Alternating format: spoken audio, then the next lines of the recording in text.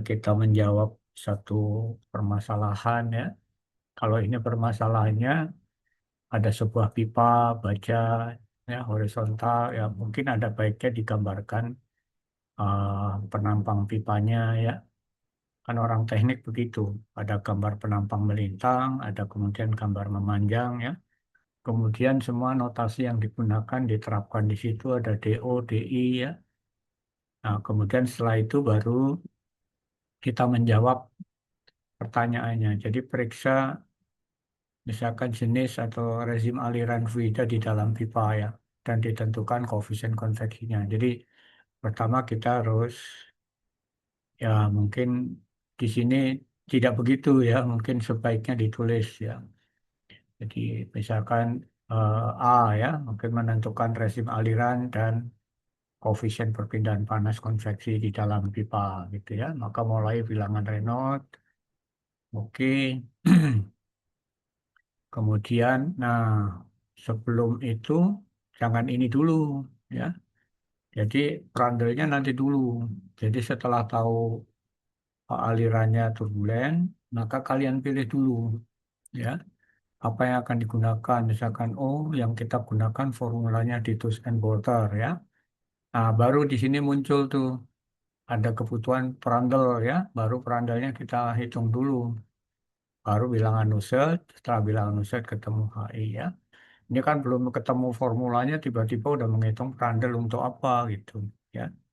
Jadi formulanya dulu dimunculkan ya, kalian memilih misalkan dalam konteks ini atau dalam kasus ini dipilih misalkan rumusnya Ditus and Boulter ya untuk problem pemanasan. Tulis rumusnya ini. Baru kemudian apa yang belum diketahui, Reynolds-nya sudah ada, perandelnya belum. Baru perandelnya kalian masuk, kalian hitung, baru dimasukkan ke sini. Ya, oke, HI-nya ketemu. Nah, kemudian kita diminta mencari panas ya, jadi panas per meter. Ya, laju perpindahan panas ya. Tentukan saya kehilangan panas per meter panjang pipa. Jadi di sini bukan Q yang ditanyakan ya, Q per L. Ya.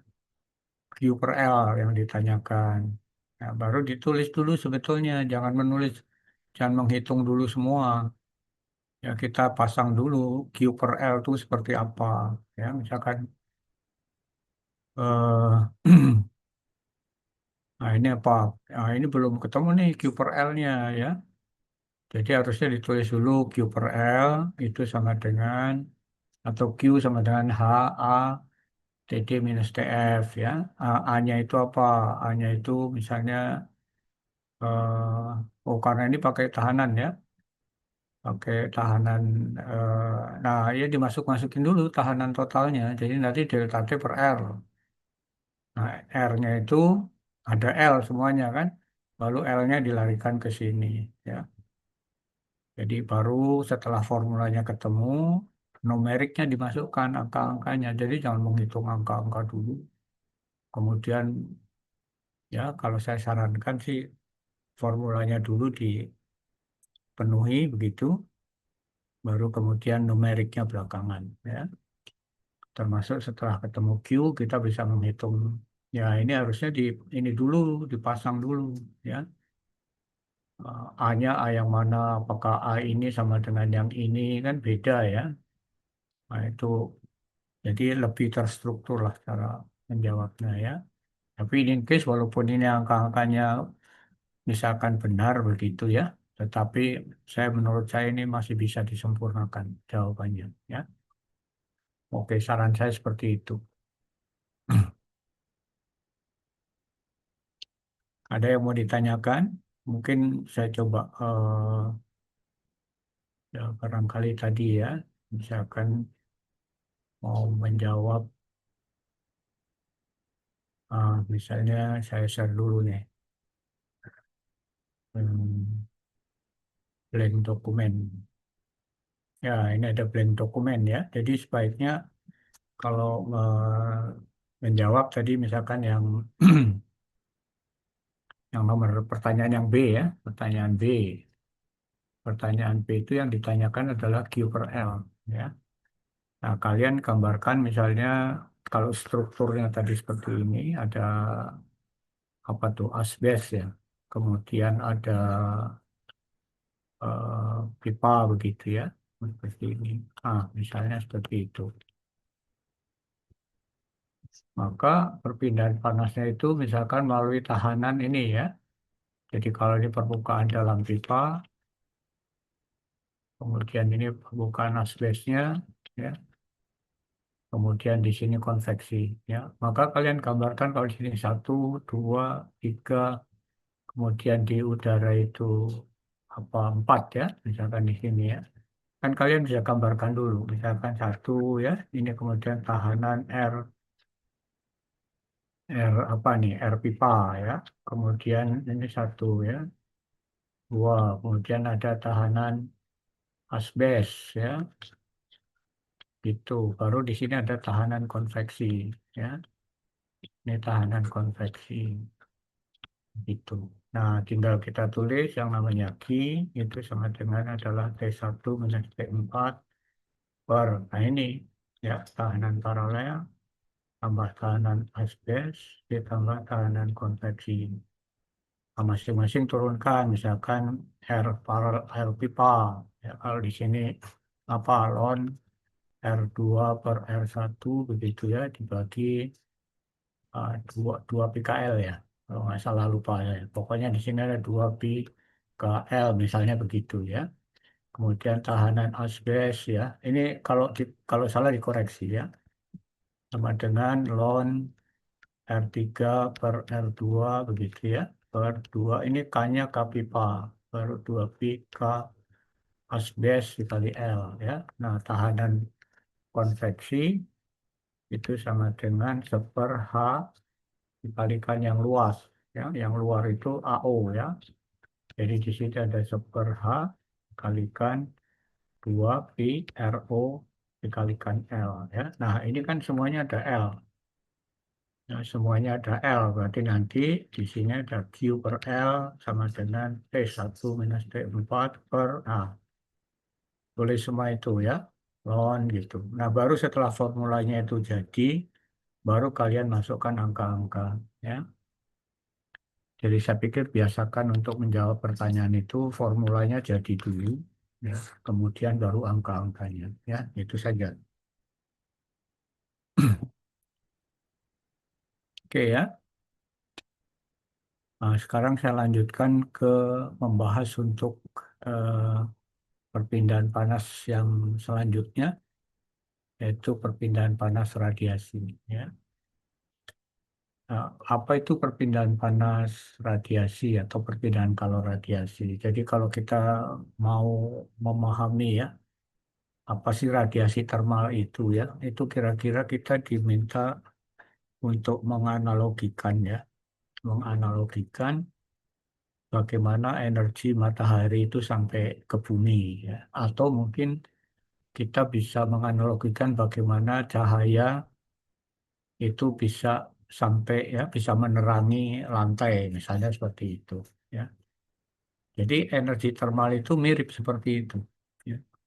Jadi kalau energi matahari itu di sana ada sumber matahari. Kemudian kalau kita meletakkan misalkan kendaraan di tanah lapang begitu ya, maka tanah kendaraan kita itu jadi panas ya, permukaannya itu panas gitu. Sementara udara yang ada di antara atau di atasnya itu temperaturnya biasa-biasa saja ya, tidak sepanas dari plat mobilnya gitu. Nah, pertanyaannya kan kok energi matahari itu bisa sampai ke permukaan mobil sementara apa udara yang dilaluinya itu tetap dingin ya, tidak terpengaruh oleh itu. Nah, pertanyaannya kan kalau gitu energi matahari itu sampai di permukaan benda tadi dengan cara apa? Ya. Nah, rupanya dia melalui eh, atau kendaraannya itu adalah gelombang ya, disebutnya sebagai gelombang elektromagnetik. Ya, makanya kemudian radiasi matahari dikenal juga dengan radiasi elektromagnetik ya. Nah, dia bisa bisa sampai ke bumi ya tanpa terganggu oleh udara ya, dan bahkan juga bisa juga melalui ruang yang hampa sekalipun ya, karena dia tidak perlu itu, kendaraan dia adalah gelombang ya, dan gelombang elektromagnetik itu transparan ya terhadap udara. Nah, bagaimana dengan radiasi termal? Mirip ya. Ya, radiasi termal itu begitu. Jadi kalau kalian punya sumber panas ya, anggaplah di sini ada. Ini udah saya share belum ya? Belum ya? Oke, belum saya share ya.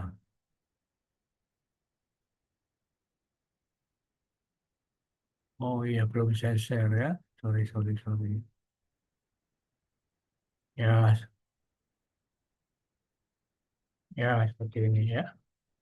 Jadi kalau misalkan ada matahari tadi, kemudian dia ke bawah, di sini ada mobil ya, ada mobil begitu, roda, anggap ya mobilnya seperti ini, maka kalau kita pegang permukaannya itu panas dia, ya. Sementara udara yang di sini temperaturnya biasa-biasa aja, ya. Sementara temperatur permukaan di sini tuh tinggi. Nah, pertanyaannya kan bagaimana ini energi radiasi itu bisa sampai ke sini sementara udaranya tidak terganggu, ya. Nah, dia tadi, jadi dia naik gelombang elektromagnetik, ya. Bagaimana dengan thermal radiation atau radiasi panas ya? Ini sama mirip. Jadi kalau sekarang saya punya di sini ada api unggun ya, begitu. Kemudian kita duduk di sini ya. Misalkan ini kita sedang duduk begitu atau berdiri ya, maka kita merasa panas tuh. Karena apa? Karena ada radiasi. Bukan karena konveksi ya, karena konveksi itu justru udara yang lewat di depan muka atau depan kita itu dingin. Karena dia mengganti untuk proses pembakaran di api unggun itu. Jadi udara yang lewat depan kita udara dingin, tetapi kita merasa panas ya. Karena apa? Karena radiasi ya. Nah pertanyaannya naik apa ini energi termal dari api tadi itu ya? Dia naik gelombang juga. Ya, gelombangnya namanya gelombang termal, berbeda dengan gelombang elektromagnetik ya. Karena apa? Karena panjang gelombangnya berbeda. Ya. Nah, jadi analoginya seperti itu. Ya. Nah, jadi dia bisa bisa berpindah baik ruangan di depan kita itu hampa sekalipun ya, karena bukan kendaraannya bukan itu ya. Maka definisinya ya radiasi adalah proses di mana panas berpindah dari benda yang bertemperatur tinggi ke benda yang bertemperatur lebih rendah ya, dan kedua benda tersebut terpisah oleh ruangan walaupun ruang tersebut hampa sekalipun ya. Nah, mungkin saya akan memberikan batasan di sini bahwa yang kita pelajari itu sementara adalah radiasi antar dua permukaan padat ya. Karena kalau kita tadi saya bicara misalnya ini ada benda panas, ini ada benda dingin ya, maka dia meradiasi panas tanpa terganggu oleh udara yang di sini. Nah, udara itu karena fluidanya transparan ya terhadap gelombang termal. Tapi kalau yang lewat di sini itu adalah gas-gas triatomik ya, misalkan ada CO2, ada H2O ya, maka tidak bisa diabaikan ini. Ada sebagian radiasi yang diabsorb ya, karena gasnya itu semi transparan, tidak transparan. Jadi kalau ada radiasi, ada di sini gas ya, maka diserap oleh gas itu. Gasnya berjalan, kemudian sambil berjalan dia sambil meradiasi lagi gitu ya. Nah, ini radiasinya sudah cukup kompleks ya. Kalau gasnya gas-gas semi transparan itu radiasinya kompleks tuh.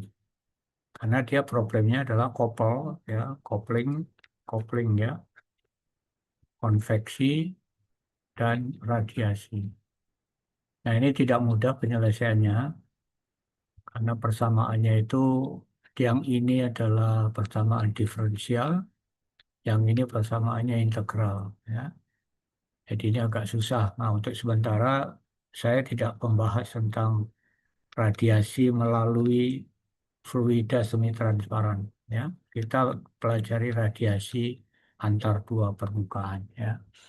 Kemudian pertanyaan sejauh mana nanti barangkali kalau misalkan yang lewat H2O, CO2 kita anggap transparan. Ya mungkin ada sekitar 10 sampai 20%, ya. Karena memang dulu disertasi saya juga tentang itu, ya. Jadi menyelidiki kopling radiasi konveksi, ya. Oke, tapi itu bisa nanti kalau kalian kemudian lanjut ya ke S2 itu ya atau S3 itu kalian bisa pelajari lebih lanjut tentang metode-metode yang digunakan untuk menyelesaikan permasalahan kopling radiasi konveksi, ya. Nanti ada banyak model, itu ada model PN, ada model P1, ya. Bisa dipelajari berikutnya. Tapi sementara kita batasi dulu antar dua permukaan, ya. Nah, kemudian hukum-hukum radiasi itu apa saja? Jadi yang pertama adalah ada hukum radiasi dari Planck, ya. Jadi sementara kita bicara benda hitam dulu. Jadi benda hitam itu apa?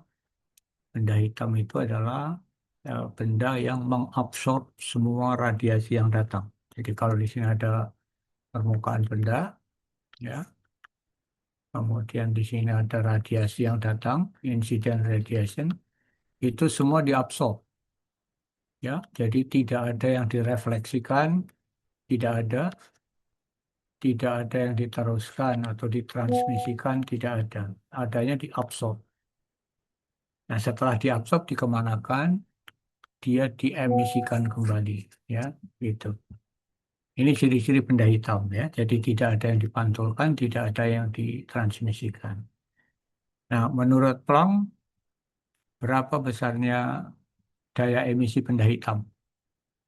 Ya, jadi menurut Planck, daya emisi benda hitam, kalau masih ada lambda-lambda gini, itu artinya kita bicara persatuan panjang gelombang, ya. Jadi masih persatuan panjang gelombang. Jadi kalau di sini panjang gelombang itu dari 0 sampai tak terhingga begitu, maka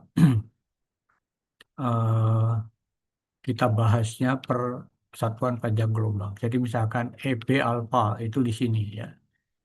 EB lambda, sorry. Lambda itu panjang gelombang, ya. Nah, berapa besarnya daya emisi menurut Planck, ya? Jadi daya emisi dikalikan panjang gelombang delta lambdanya ini itu besarnya sama dengan C1 lambda pangkat minus 5 E pangkat C2 per lambda T minus 1 D lambda, ya. Di mana harga C1, C2 diberikan. Nah, di sini masih persatuan panjang gelombang, ya. Karena apa? Karena daya emisi itu memang tidak sama untuk seluruh panjang gelombang, ya. Jadi panjang gelombangnya itu nanti ada puncak, ya. Puncaknya itu pada panjang gelombang berapa, ya. Jadi radiasi termal itu di sepanjang panjang gelombang ini ada, tetapi yang terbesar adalah pada panjang gelombang tertentu. Makanya Planck lebih melihat persatuan panjang gelombangnya, ya. Nah, kemudian yang terkenal itu hukumnya Stefan dan Boltzmann, ya. Itu untuk engineering, untuk orang-orang teknik, ya. Itu biasanya menggunakan hukum Stefan Boltzmann ini. Jadi Stefan Boltzmann itu pengen mendapatkan rumusan besarnya radiasi dari sebuah benda hitam yang berlaku untuk seluruh panjang gelombang. Ya, kalau Planck itu misalnya, oh panjang gelombang ini sekian, panjang gelombang ini sekian, ya. Tapi kalau Stefan Boltzmann yang berlaku untuk seluruh panjang gelombang, maka kemudian persamaannya Planck ini diintegral, ya. Persamaannya panjang gelombang ini diintegral dari panjang gelombang 0 sampai tak terhingga, ya. Nah, hasil integrasinya itu, jadi hasil integrasinya kan sebetulnya ini kan integral dari 0 sampai tak terhingga tadi, ya.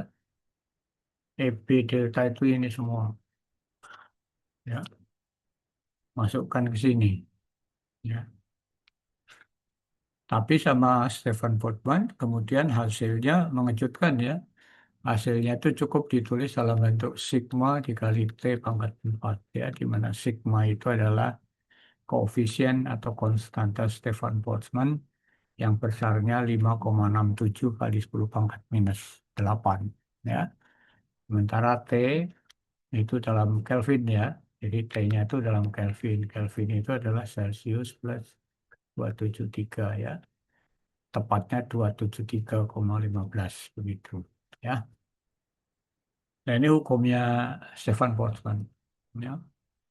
Jadi biasanya yang sering kita gunakan untuk ilmu teknik itu adalah hukum ini. Ya. Kita menggunakan formula yang berlaku untuk seluruh panjang gelombang. Ya. Kemudian ada lagi yang namanya hukum pergeseran wind ini. Jadi wind displacement law ya. Jadi dia lebih mengamati lagi.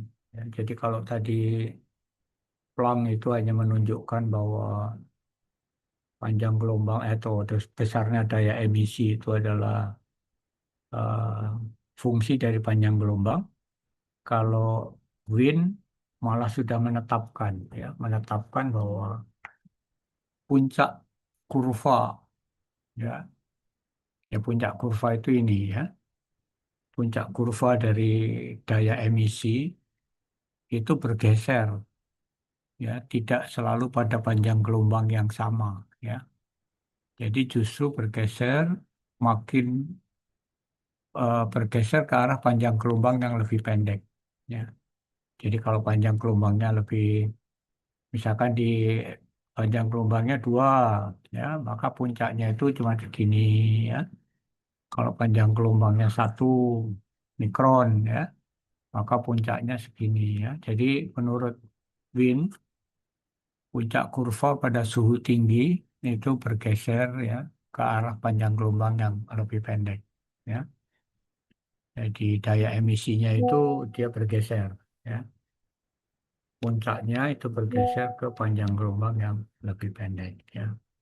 Nah, berapa maksimumnya ya? Jadi untuk memberikan panjang gelombang yang mempunyai daya emisi paling tinggi, karena kita tahu tadi ya, EB itu fungsi lambda ya. Maka untuk mendapatkan lambda yang memberikan daya emisi tertinggi, kita turunkan ya. Itu EB lambda per lambda. Kemudian kita sama dengan K0 ya. Ternyata lambda yang memberikan, jadi dari sini ya. Dari sini kita turunkan. Kemudian ternyata yang memberikan lambda yang memberikan daya emisi tertinggi besarnya lambda dikali T sama dengan C. Ya, jadi harga C-nya ternyata sekian. Nah, jadi nanti kalau misalkan temperaturnya T1 gitu ya, maka berarti lambdanya berapa ya? C kali T1.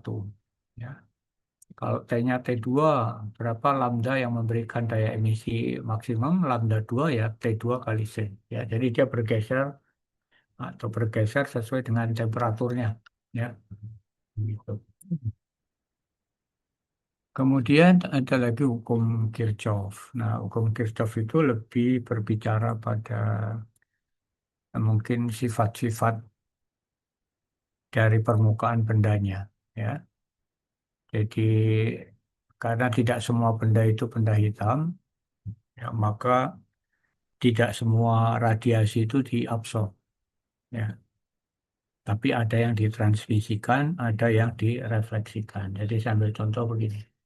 Kalau ini dari permukaan, kalau ini tidak benda hitam, kalau ada incident radiation, maka ada sebagian yang direfleksikan, ada sebagian yang ditransmisikan, ya, ada yang kemudian diabsorb. Ya. Nah,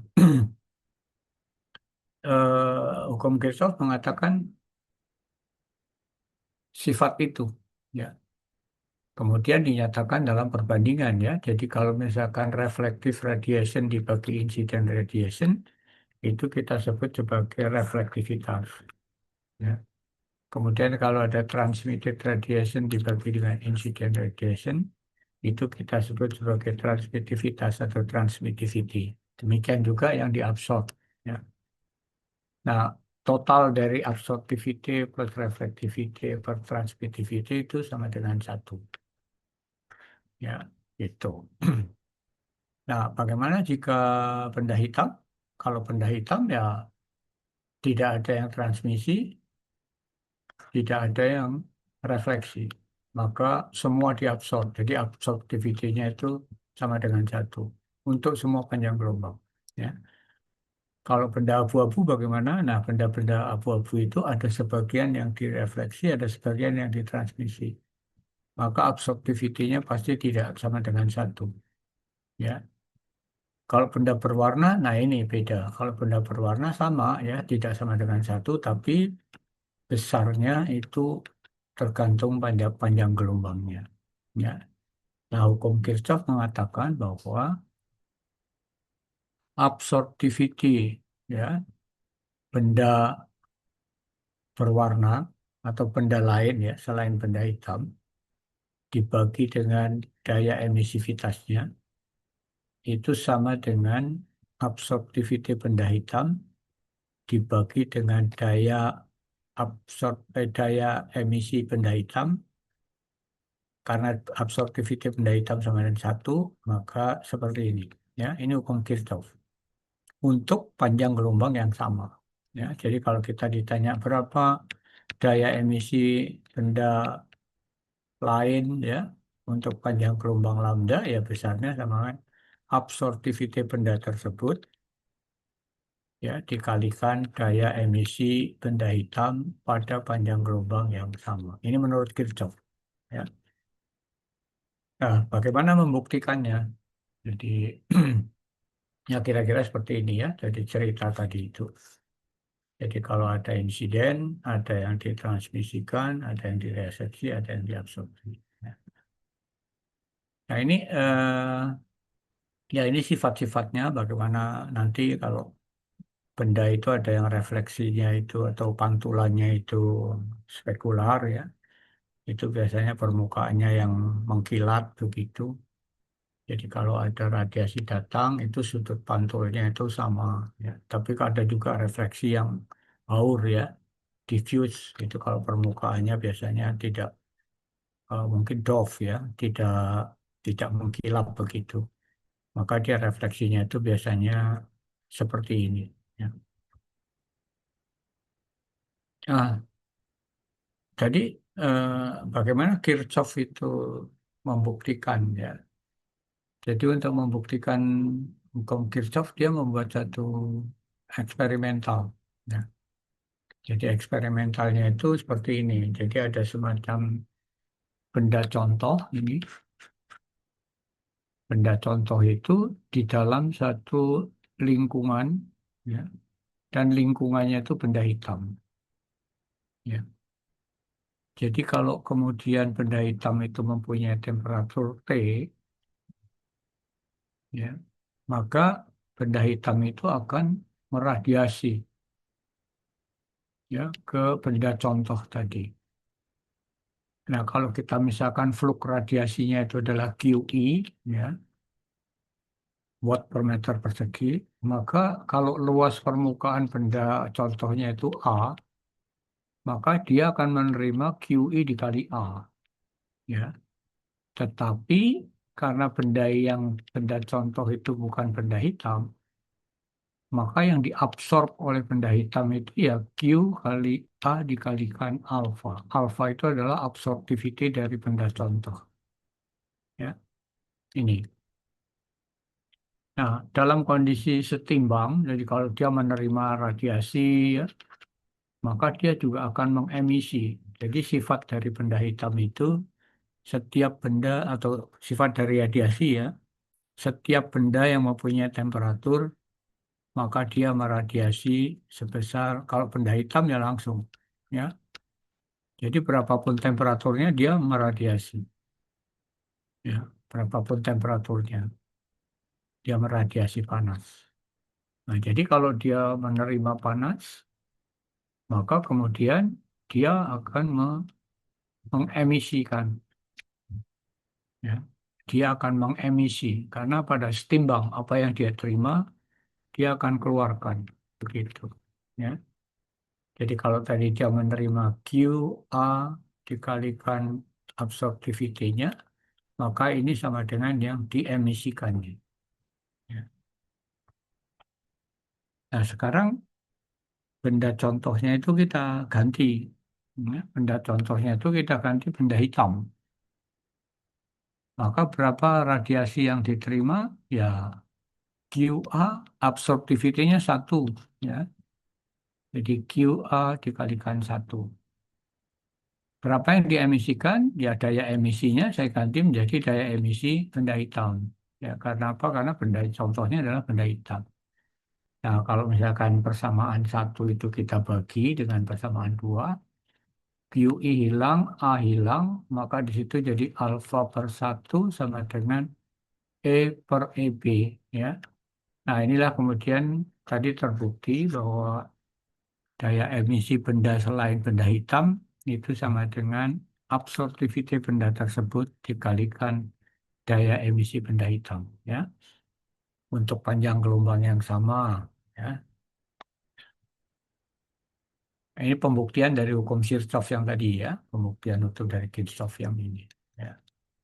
Jadi dia melakukan eksperimental dengan membuat benda contoh ada di dalam satu enclosure dan enclosure-nya itu adalah eh, black body. Ya. Nah sekarang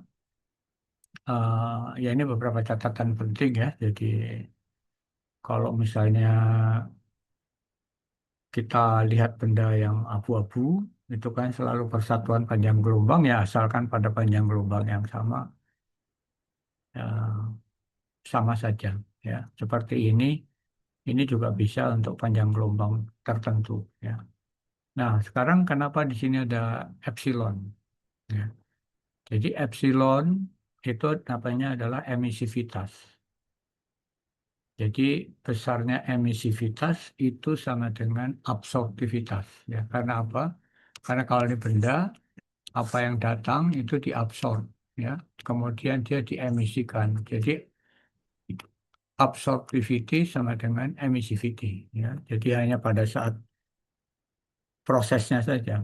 Jadi besarnya ini sama tapi pada saat proses menerima digunakan absorptivity, pada saat dia mengemisi digunakan emissivity ya.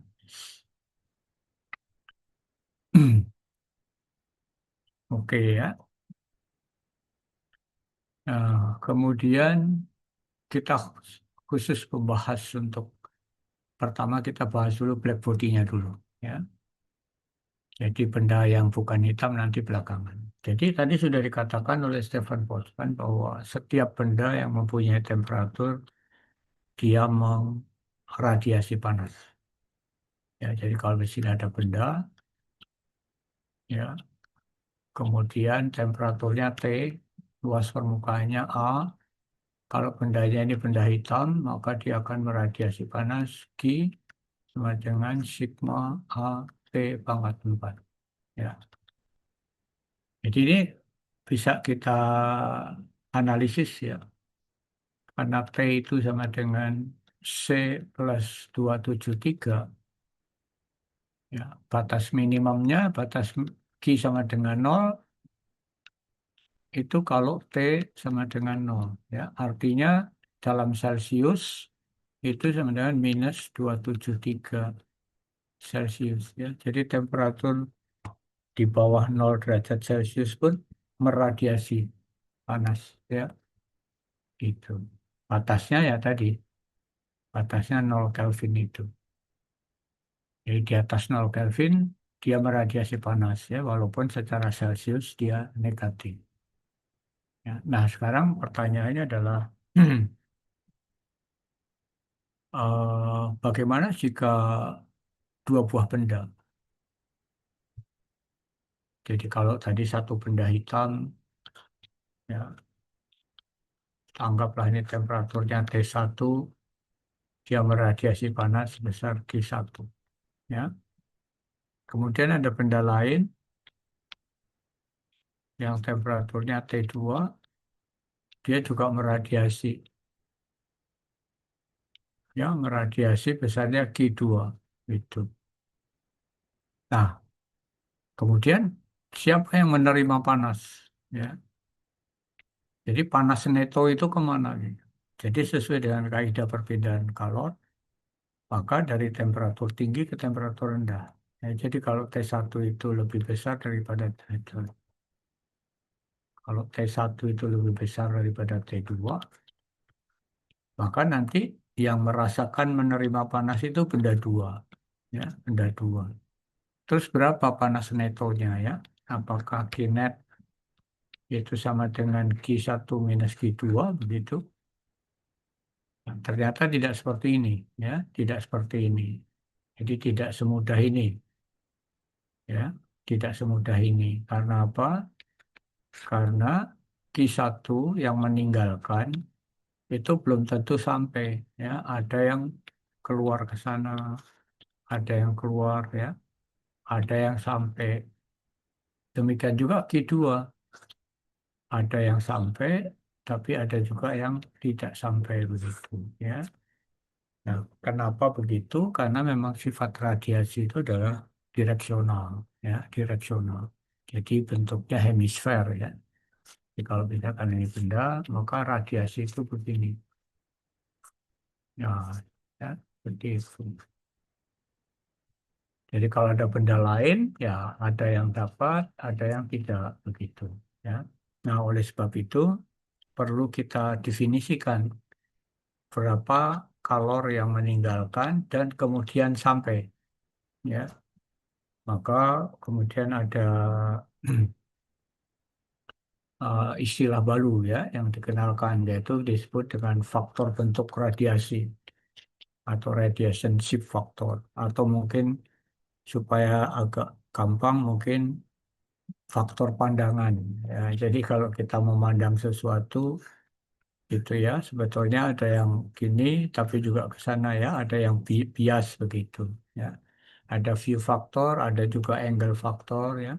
Tapi intinya apa sih? Intinya adalah kalau misalkan ini benda satu, ini benda dua, maka kalau saya sebut faktor bentuknya itu F12, itu menunjukkan fraksi energi yang meninggalkan permukaan satu dan mencapai benda dua. Ya. Jadi kalau dikirim 100%, kemudian hanya sampai 50%, maka fraksi atau faktor bentuknya yang 50/100. Ya, seperti itu. Jadi fraksi energi yang meninggalkan permukaan satu dan mencapai di permukaan dua, ya. Kalau kebalikannya bagaimana? Sama. F21 adalah yang meninggalkan permukaan dua. Jadi kalau yang permukaan dua meninggalkan, ada yang sampai, tapi ada juga yang tidak sampai, ya. Atau mungkin dalam bentuk umum, ya, Mn, jadi fraksi yang menyebabkan N dan mencapai ke permukaan N, ya. Nah, bagaimana menentukannya? Ya, tapi sebelum sampai ke bagaimana menentukan F12, ya, maka di sini karena ada dua permukaan, atau mungkin nanti ada tiga permukaan, ya, maka hubungan antara F12, F21, F13, F31 itu seperti apa, ya. Jadi ini ada hubungan namanya hubungan resiprositas, ya. Hubungan resiprositas itu caranya begini. Jadi kalau saya melakukan eksperimental atau telaah begitu, ini ada permukaan, ini benda satu. Luas permukaannya A1, ya. Kemudian ini adalah benda dua, luas permukaannya A2. Masing-masing mempunyai temperatur, ya. Ini temperaturnya T1, ini temperaturnya T2. Maka sesuai sifat benda, kalau ini benda hitam, ya, maka dia meradiasi panas, ya. Berapa meradiasi panasnya? EB1. Daya emisinya EB1. Karena luas permukaannya A1, maka dikalikan A1. Berapa yang sampai? Nah, yang sampai harus dikalikan faktor bentuknya. Gitu, ya. Nah, karena sifat radiasi, maka kalau dia temperaturnya T2, dia meradiasi panas. Besarnya berapa? Ya, daya emisinya dikalikan luas permukaannya. Dan yang sampai ke sini berapa? Yang sampai ke benda satu, ya faktor bentuknya berapa. Ya. Nah, baru kita bicara energi neto. Jadi energi neto itu adalah selisih yang sampai aja. Ya. Selisih dari yang sampai. Jadi kalau tadi benda satu lebih tinggi suhunya, maka berapa yang diterima oleh benda dua, ya berarti ini yang datang sampai, ini yang meninggalkan dan sampai, ya itu. Nah sekarang kalau misalnya dua buah benda itu temperaturnya sama, ya maka menurut kaidah perpindahan panas itu tidak ada perpindahan kalor, ya kinetonya sama dengan nol, ya jadi kalau kineto sama dengan nol, maka nol sama dengan ini semua, ya. Jadi nol sama dengan EB1 A1 F12 minus EB2, ya A2 F21, ya. Karena temperaturnya sama, maka EB1 dan EB2-nya bisa kita coret. Ya, maka di sini terjadi hubungan resiprositas. Jadi S1 F12 sama dengan A2 dikali F21. Ini kali ya, bukan minus. Ya, jadi misalkan saya ambil contoh begini, saya ambil contoh. Kalau saya punya dua permukaan, benda hitam. Yang di dalam ini benda satu, yang ini benda dua. Pertanyaan saya sekarang, berapa F12,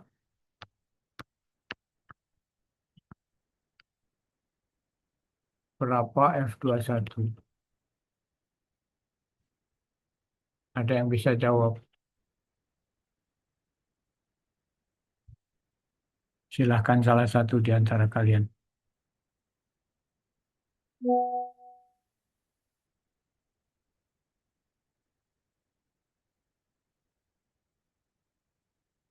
Halo?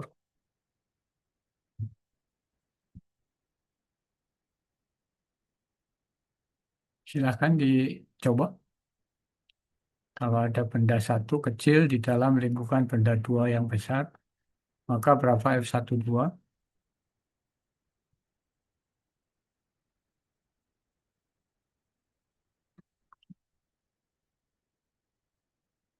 Salah satu,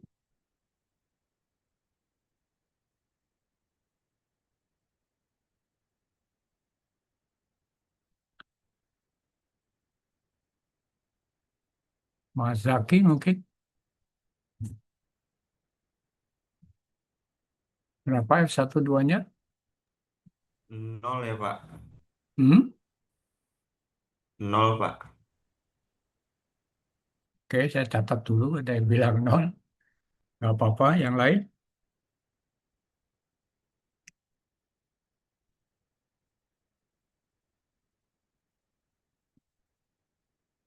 Ada yang pendapat yang lain?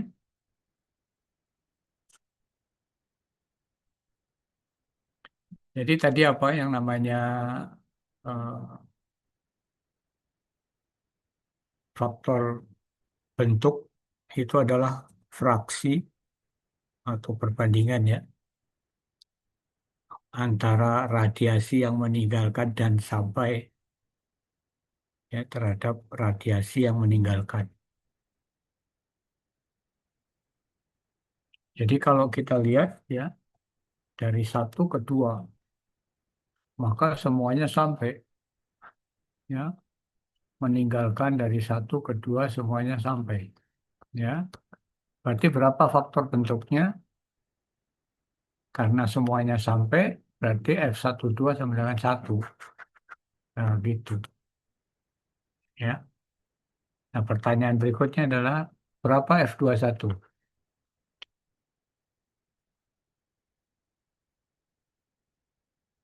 Silahkan. It's, eh, kenapa saya tutup? Wah, hilang.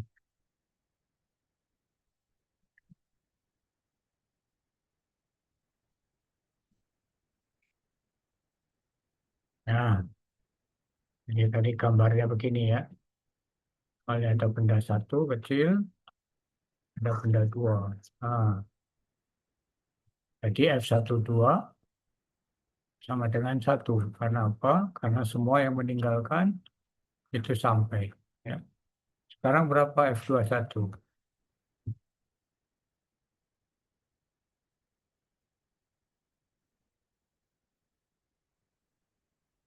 Ada yang mau coba? Mendekati nol kali Pak. Siapa Mas? Mas Muhammad Isna ya tadi ya? Siapa yang tadi yang bilang? Halo? Saya Pak, mendekati nol kan Pak. Mendekati nol. Ada yang lain?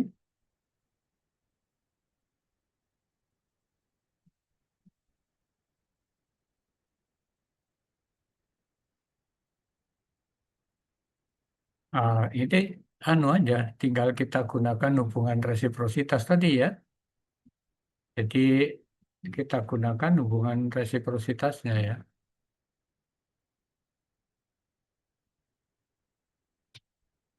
Eh, aduh ya, udah betul ya, udah keser ya. Lah. Oh, ketutup lagi.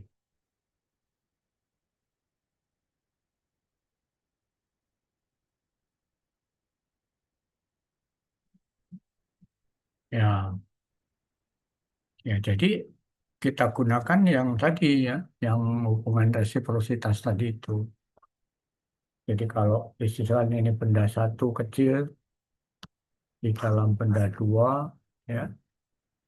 Kalau yang ini meninggalkan semua sampai, ya. Tapi kalau yang meninggalkan benda dua, ada yang sampai, ada yang tidak, ada yang tidak sampai, ya. Ada yang sampai. Kalau dari sini ada yang sampai, ada yang tidak sampai, ya. Nah, berapa besarnya F12 kita gunakan ini, ya. Jadi kalau A1 F12 sama dengan A2 F21, ya. Jadi F21 sama dengan A1 per A2 dikalikan F12. F12-nya kan 1, ya. Itu. Berarti besarnya sama dengan A1 per A2, ya. Nah, kalau A1-nya itu sangat-sangat kecil dibanding A2, betul ya, memang mendekati nol ya. Tapi tidak nol karena apa? Karena masih tetap ada harganya. A1 terhadap A2 itu masih ada harga ya.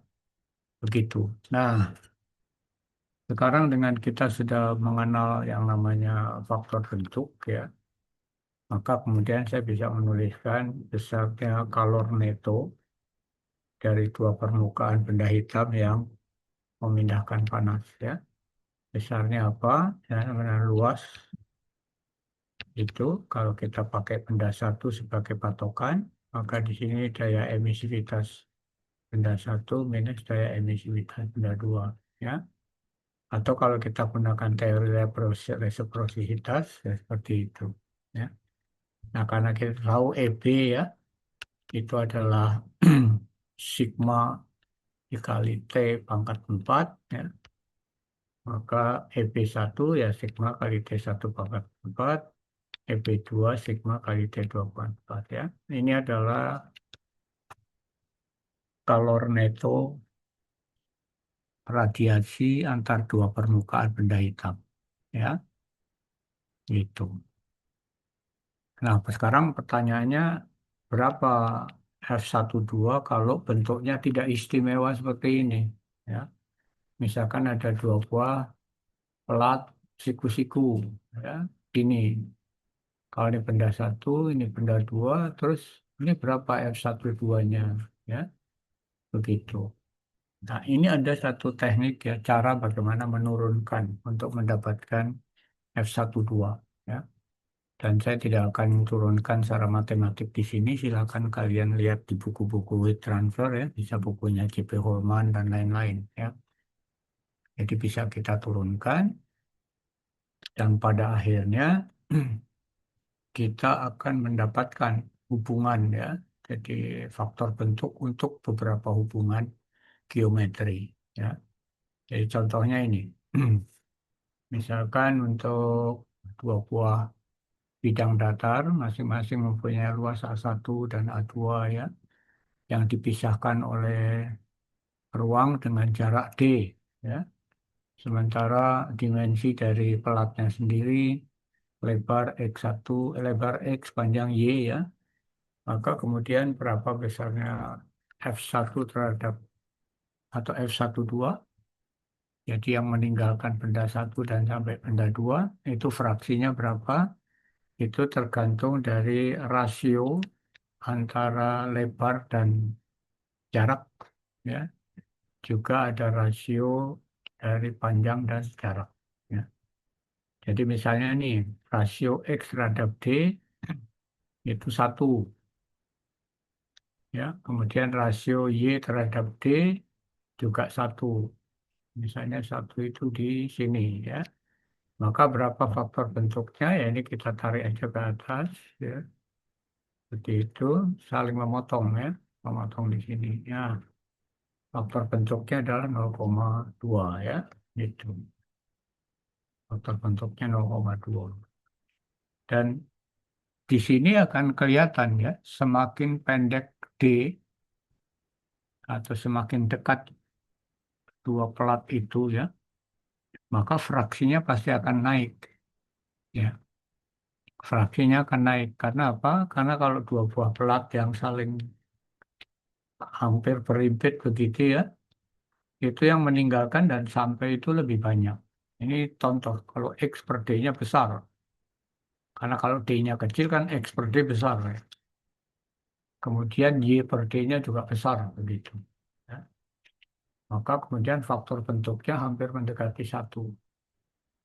Ya, artinya apa? Artinya radiasi yang meninggalkan benda satu ke benda dua itu hampir semuanya sampai. Walaupun ada yang keluar ya. Jadi kalau disangkat mepet begini ya, maka yang ini sampai, tapi yang ini keluar walaupun sedikit. Ya.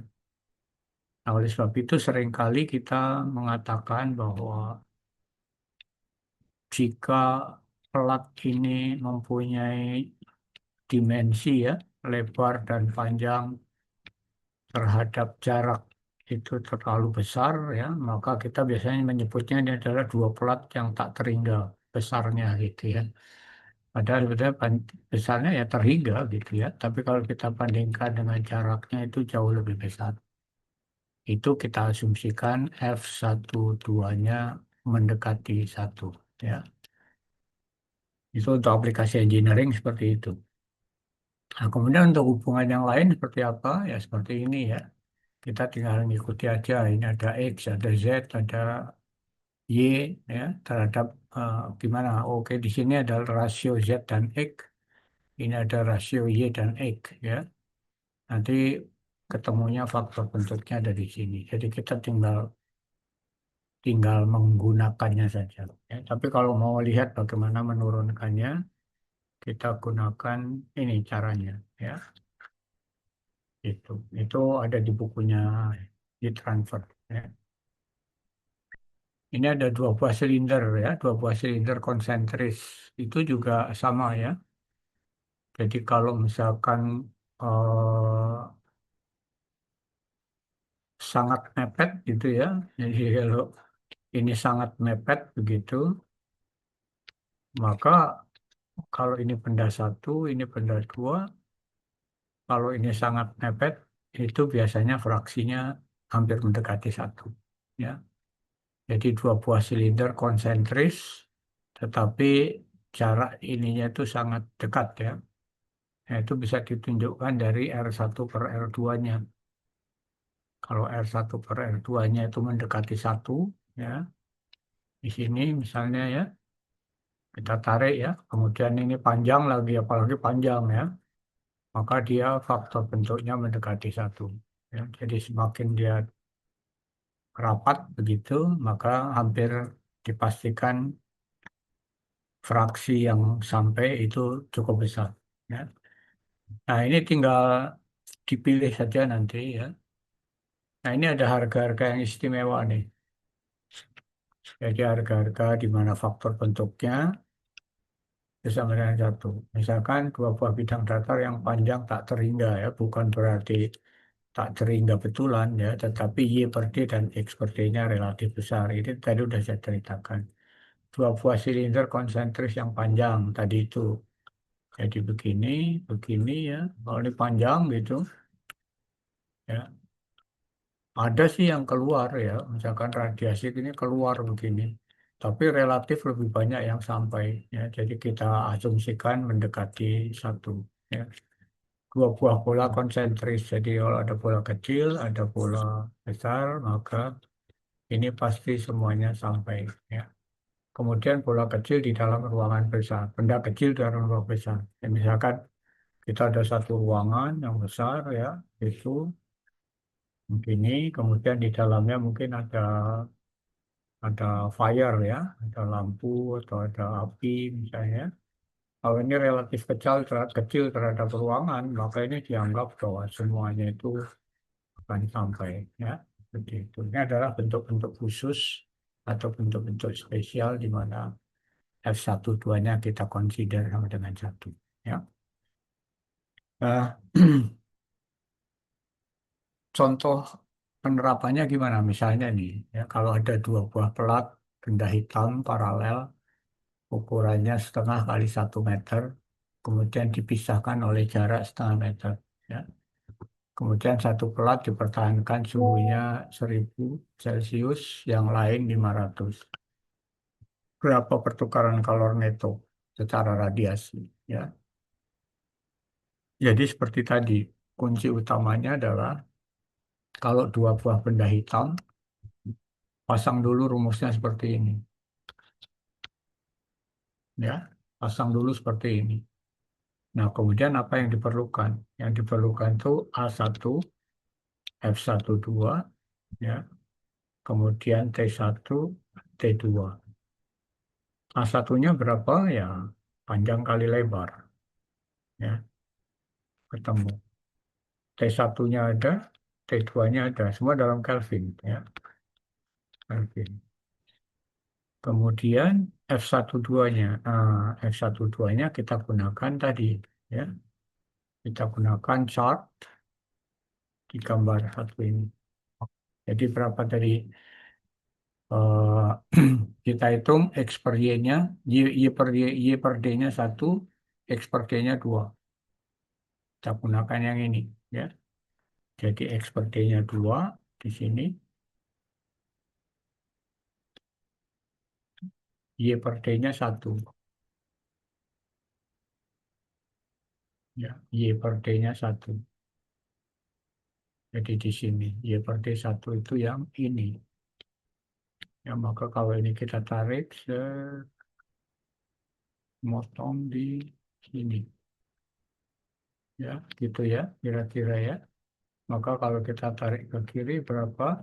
Itu adalah sekitar 0,25 ya, sekitar gitu. Ya, jadi sekitar 0,285 ya. Nah, baru kita masukkan ke sini. Jadi formulanya dulu dituliskan, kemudian apa yang kita perlukan kita cari, baru kemudian kita masukkan secara numerik. Ya,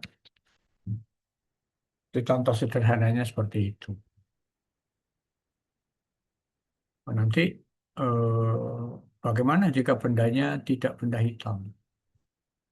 Nah, kalau bendanya tidak benda hitam, kita harus bicara melibatkan tadi ada yang namanya reflektivitas ya. Kalau transmittivity biasanya untuk ilmu di teknik mesin itu tidak ada karena biasanya kan radiasi antar dua buah dinding yang tidak transparan ya. Jadi biasanya yang ada hanya refleksi, tapi transmisi biasanya nol ya. Maka yang kita perhatikan adalah apa yang datang, apa yang direfleksikan. Jadi kita perlu mendefinisikan nomenklatur baru, ya.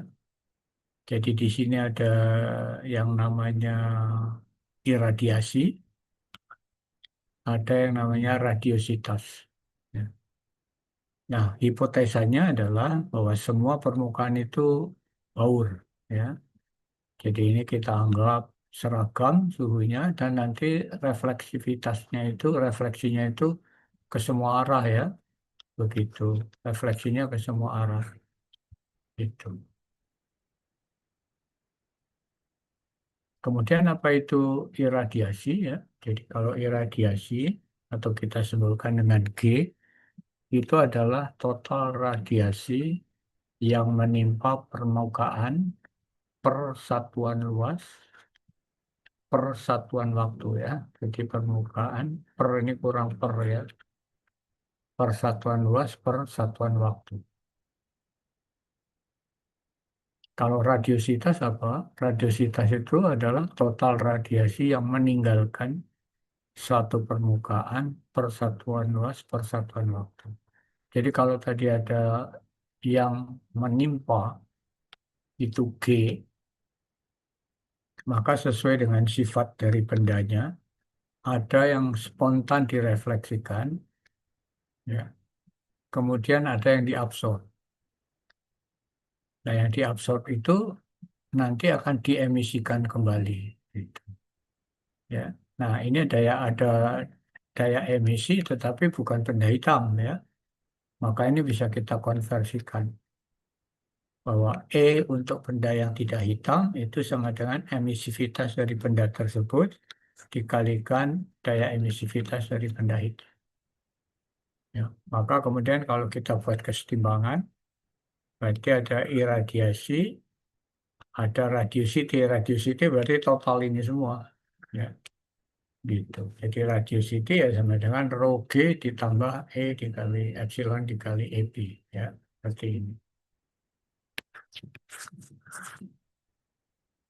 Nah, kita tahu tadi, ya, yang namanya emisivitas itu sama dengan absorptivitas, ya. Jadi sekarang kita bisa kumpulkan, ya. Misalkan kayak rho di A1, maka yang mananya rho itu 1 - alfa dan epsilon. Maka yang ini bisa kita ganti. Refleksivitasnya bisa saya ganti menjadi 1 - emisivitas, ya. Jadi J sama dengan ini. Nah, kemudian kita buat kesetimbangan, ya. Kita buat kesetimbangan panas yang ada di permukaan, ya. Jadi kalau ada yang datang dan ada yang meninggalkan, ya, maka berapa panas netonya, itu, ya. Jadi panas netonya adalah J minus G. Jadi yang ini dikurangi yang datang, ya. Jadi dia Q per A, ya, yang meninggalkan persatuan luas, ya. Jadi J minus G. J tadi itu ini dikurangi G, ya. Ini. Nah, kemudian kita gabung aja. Yang G itu kita nyatakan dalam J, ya. Jadi dari sini kan bisa. Jadi dari sini bisa, ya. Yang namanya G itu sama dengan J minus ini dibagi ini, ya. Kalau G-nya sudah kita nyatakan dalam J, maka bentuk persamaan ini bisa berubah menjadi seperti ini, ya.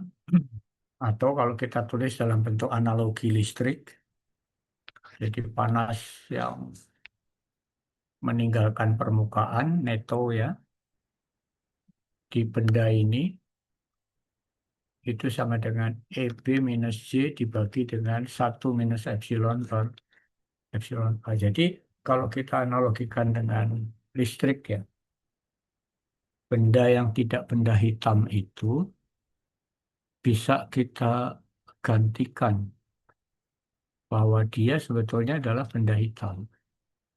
Tapi di permukaannya itu ada tahanan, ya. Jadi sebetulnya dia bisa diartikan sebuah benda hitam, tapi di permukaannya ada tahanan, sehingga panas yang meninggalkan, atau panas seto yang meninggalkan, ya, itu tidak lagi EB tetapi J. Ya, jadi yang ada di ujung permukaan itu J. Itu, ya. Nah, berapa panas yang melalui permukaannya atau yang meninggalkan permukaan, besarnya adalah EB minus J dibagi tahanan, ya, gitu. Jadi kalau anggap seperti ini ya, kalau ini ada benda, bendanya bukan hitam begitu, maka saya anggap ini benda hitam, tapi kemudian ada tahanan, ya, yang keluar di sini itu J begitu, ya. Nah, berapa Q-nya? Nah, Q-nya adalah ini, ya. Ini ada tahanannya. Jadi EB minus J dibagi tahanan. Jadi benda yang tidak hitam bisa kita modelkan sebagai benda hitam, tetapi kemudian ada tahanan di permukaannya, ya. Itu. Kemudian kalau benda ini meninggalkan dan sampai, jadi kalau misalnya sekarang ada dua buah permukaan, kalau ini benda satu, ya, ini benda dua, makanya sebetulnya di sini adalah J1, di sini adalah J2, gitu, ya. Nah, yang meninggalkan tadi J1 ada yang sampai, ada yang tidak, ya. Maka dari seluruh radiasi yang meninggalkan permukaan situ, yang mencapai benda dua itu besarnya sama dengan ini, C1 A1 dikalikan F12. Ya. Nah, secara resiprok kebalikannya sama. Yang meninggalkan itu C2. Ada yang sampai, ada yang tidak sampai. Ya. Maka yang sampai disebut dengan C2A2 kalikan faktor bentuknya. Ya. Gitu. Nah, karena kita punya hubungan resiprositas ya, jadi A1, F12 sama dengan F21 bisa kita tulis ya, neto. Jadi di sini ada neto nih. Jadi Q12, ya, kalau benda hitam itu langsung EB1 minus EB2 tadi ya, dikalikan dengan faktor bentuknya.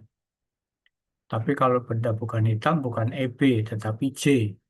Ya, J1, A1, F12 dikurang J2, F2, F1. Ya, atau kalau kita gunakan hubungan resiprositas, bisa kita tulis dalam bentuk seperti ini. Ya. Nah, kemudian kalau saya tulis analoginya dengan listrik, sama dengan J1 minus J2 per seper A1 F12. Jadi seolah-olah ruang antara permukaan satu dan permukaan dua itu ada tahanan. Ya, ada tahanan besar ini. Itu. Ya. Jadi nanti kita rangkai itu. Ini J1, ternyata benda satu tadi bisa kita bisa tuliskan juga ya. Di sini ada ini EB1, ada tahanan di sini. Ya, 1 minus epsilon 1 per epsilon 1 A1. Ya, seperti itu. Nah, seperti ini. Ya. Jadi nanti bisa kita gabung. Nah, bagaimana dengan benda dua ya? Benda dua kalau kita analogikan dengan benda satu, ini bisa kita buat seperti ini. Ini adalah EB2. Di sini ada tahanan 1 minus epsilon 2 per epsilon 2 A2. Ya. Nah, jadi kalau kita rangkai perpindahan panas radiasi melalui permukaan yang tidak hitam, ya, maka benda satu bisa kita asumsikan ini, benda dua bisa kita analogikan ini, kemudian ruangan di antara permukaan ada tahanan, ya, sehingga berapa panas neto itu adalah EB1 minus EB2 dibagi tahanan total, ya, seperti ini. Ah, Jadi sekarang kita sudah dapat ya, panas neto dari perpindahan kalor radiasi antar dua permukaan benda yang tidak hitam. Jadi masing-masing dipengaruhi oleh emisivitas dari permukaan benda masing-masing. Ya. Jadi tentunya emisivitasnya lebih kecil dari satu ya, karena dia bukan benda hitam. Ya, seperti ini. Nah, mungkin bagaimana kalau bentuk-bentuk istimewa kita ikuti saja. Ya, jadi misalkan bila benda satu adalah benda yang mempunyai hubungan di mana F12-nya satu dan A2-nya relatif besar. Ya, jadi sambil contoh misalkan tadi Q net ya itu kan sama dengan eh, sigma atau EB1 ya minus EB2 ya dibagi dengan 1 - epsilon 1 per epsilon 1 A1 ditambah 1 per ini ya A1 F12 ditambah 1 - epsilon 2 per epsilon 2 A2. Nah, ini konteksnya ini seperti apa sih sebenarnya kalau benda satu itu mempunyai hubungan ini dan A2 relatif besar. Jadi benda kecil di dalam ruangan. Jadi ambil contoh misalnya ada satu ruangan yang relatif besar ya, seperti ini. Kemudian di dalamnya ada sumber panas radiasi, misalkan di sini. Ini benda satu ya. Nah, ini permukaan satu ini jadi A1 itu kecil ya dibanding A2 atau A2 itu besar ya. Nah, karena besar, maka ini menjadi tidak ada gunanya. Kemudian F12, karena ini benda dua ya, itu sama dengan satu. Ya, maka persamaan ini berubah menjadi seperti ini. Di A1-nya bisa naik ke atas, EB1, EB2 berubah menjadi sigma kali T1, T2 ya. Kemudian ini 1 - epsilon, itu yang ini jadi satu. Ya. Nah, kalau ini kita turunkan, ini 1 / epsilon 1 ini satu ya. Jadi ini sebelum sampai ke sini ya, itu yang dengan A1 sigma ini T1 pangkat 4 minus T2 pangkat 4 dibagi yang ini 1/epsilon 1 ini -1 ditambah 1 ini 0 ya, epsilon 1 naik menjadi ini ya. Jadi khusus untuk kondisi di mana benda satu adalah kecil di dalam satu ruangan yang enklosurnya itu begitu besar, maka persamaan ini bisa berubah menjadi seperti ini ya. Nah, ini yang lazim sering kita gunakan. Ya, sambil contoh misalnya kita bicara boiler ya. Kita bicara boiler, ada satu dinding boiler yang sangat besar ya. Itu kemudian di sini ada api. Nah, ya, jadi kalau ada api, maka api ini seolah-olah semua meradiasi ya sampai dan luas permukaan api itu relatif jauh lebih kecil dibanding dengan dinding ya. Maka formula yang tadi agak kompleks seperti ini bisa disederhanakan menjadi seperti ini ya. Nah, ini yang namanya mencari laju perpindahan panas pada kondisi tertentu ya, kondisi-kondisi yang sedang kita consider ya gitu. Nah, contohnya gimana misalnya ya, misalnya ini contoh ada dua buah pelat yang sangat besar tadi ya, paralel dengan temperatur T1 800 Kelvin, T2 600 ya. Masing-masing emisivitasnya diketahui, tentukan laju perpindahan kalor radiasi. Nah, kalau kita tadi bicara bahwa pelatnya paralel kan sangat besar, maka Y per D dan X per D itu sangat besar. Jadi kalau kita gunakan diagram yang ini, ya kita gunakan diagram yang ini, itu faktor bentuknya mendekati satu. Ya, kenapa? Karena X per D-nya besar, ya, Y per D-nya juga besar. Ya, maka faktor bentuknya mendekati satu. Nah, kalau mendekati 1 ya sudah, berarti formulanya menjadi jauh lebih sederhana ya. Awalnya seperti ini, cuman karena A1 dan A2-nya itu eh, apa namanya sama besar ya, karena dua buah pelat ya. Makanya ini saling menghilangkan. Ini A1, A1, A1 ya, maka bisa pindah seperti ini. Jadi karena ini di A1 sama dengan A2. Saya sebut saja sama dengan A ya, maka formulanya berubah ya. Kita dapatkan seperti itu ya. Nah, kemudian ada contoh soal yang aplikatif ya yang ada hmm, di industri atau mungkin di laboratorium ya. Jadi karena radiasi ini kemudian ada pengaruhnya ya, ada pengaruh terhadap hasil sebuah pengukuran ya, hasil satu kegiatan pengukuran. Ini contoh ya. Jadi problem ini kita alami ya di lab. Waktu itu tuh kita sedang menguji apa namanya radiator mobil. Ya. Jadi ada kanal begitu, kanalnya segi 4 ya. Kemudian radiator yang sedang kita uji itu kita tempatkan di sini. Ya, ini radiatornya di dalam kanal. Ya. Kemudian temperatur air masuk kita hitung, kita ukur, temperatur air keluar kita ukur.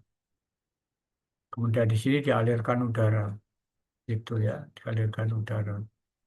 Oh, itu saya gambarkan yang lebih, kita gambarkan yang lebih representatif ya.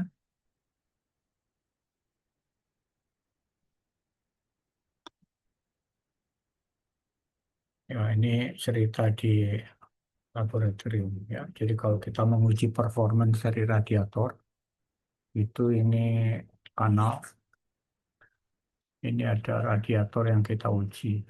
Ya. Kemudian ini ada udara, ada temperatur air masuk, ini temperatur air keluar. Ya. Temperatur air keluar. Kemudian di sini ada fan, mengalirlah udara ya. Maka diukur di sini TA, T udara masuk, temperatur T udara keluar. Ya, mengukurnya pakai termokopel. Ya, gitu. Ya. Nah, seharusnya ada balance energi di sini. Ya.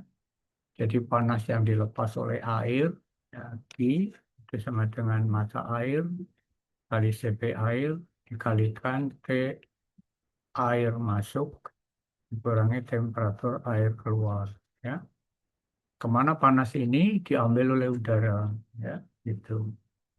Jadi ini sama dengan massa udara kali CP udara, temperatur udara keluar, ini temperatur udara masuk ya. Nah ini ternyata tidak balance ya. Jadi ada permasalahan kenapa tidak balance ya. Kenapa tidak balance itu. Rupanya pembacaan temperatur di termokopel ini mengalami kegagalan. Ya. Jadi tidak murni temperatur udara yang terbaca begitu, tetapi dia dipengaruhi oleh adanya radiasi dari permukaan radiator. Ya. Karena radiatornya dipanas permukaannya, jadi dia meradiasi. Maka TUO dan TUI itu terganggu. Ya, gitu. Nah, berapa besar kesalahannya? Gitu. Nah, ini sekarang di dalam contoh soal ini, itu kita sedang membahas itu. Ya. Jadi, misalkan ini ada sebuah pipa, ya, kemudian dengan diameter D2 itu 500 mili, jadi D2 itu relatif besar ya. Itu mengalir udara panas dengan kecepatan 200 meter per sekund.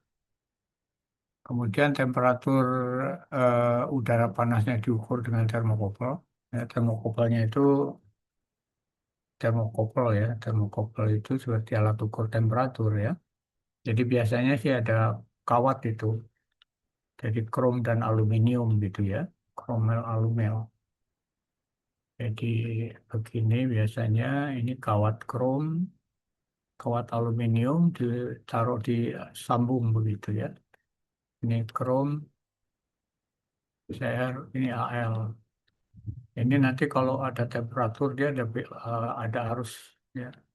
Nah nanti dibaca berapa temperaturnya. Nah ini aku anggaplah ujungnya itu berbentuk sebuah pulau kecil ya. Itu diameternya 5 mili ya. Ada yang 1 mili. Nah kemudian materialnya itu bukan black body, jadi dia mempunyai emisivitas 0,8. Ya. Nah dalam keadaan steady state, ya, jadi dia mengalir dengan kecepatan 200 ya. Dalam keadaan steady state itu termokopel membaca T1 itu 300 derajat. Sementara dinding ini kalau kita ukur temperaturnya ya, dindingnya T2 itu 200. Ya, pertanyaannya adalah termokopel ini kan sebetulnya bisa membaca